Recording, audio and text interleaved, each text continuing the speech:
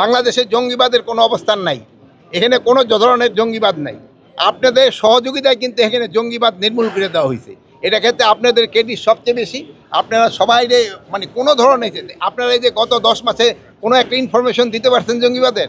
যেহেতু নাই, আগে ছিল আপনারা দিচ্ছেন, এখন নাই আপনারা দেন না। মাননীয় ভাইজার, এই যে বিভিন্ন দেশ থেকে যে কথাগুলো আসতেছে, এটা কি আপনি মনে করেন যে বাংলাদেশের উপর কোনো তকমা লাগানোর কিংবা কোনো ধরনের করার জন্য থ্রেট কিংবা এখন বিভিন্ন দেশের থেকে হয়, এটা হয়তো পররাষ্ট্র মন্ত্রণালয় আপনাদের ভালো বলতে পারে। এই জঙ্গি সম্পৃক্ততা আপনারা কি বাংলাদেশে কোনো জঙ্গি খুঁজে পাচ্ছেন না, বাংলাদেশে এদের কোনো সম্পৃক্ততা নাই স্যার, কিন্তু ওখানকার আইজিপি বলছেন যে তারা বাংলাদেশের আইএস ইউনিটের জন্য অর্থ সংগ্রহ করে। ওখানকার আইজিপি কি বলছে আমি জানি না। তো ওখানকে থেকে আমরা যেই মেসেজটা পেয়েছি, অফিসিয়ালি লেভেলে আমরা কোনো সরকারি লেভেলে মেসেজ পাই নাই। আমরা এইভাবে বিভিন্ন এই ঈদে জামা জুতো অ্যাক্সেসরিজের ডিসকাউন্ট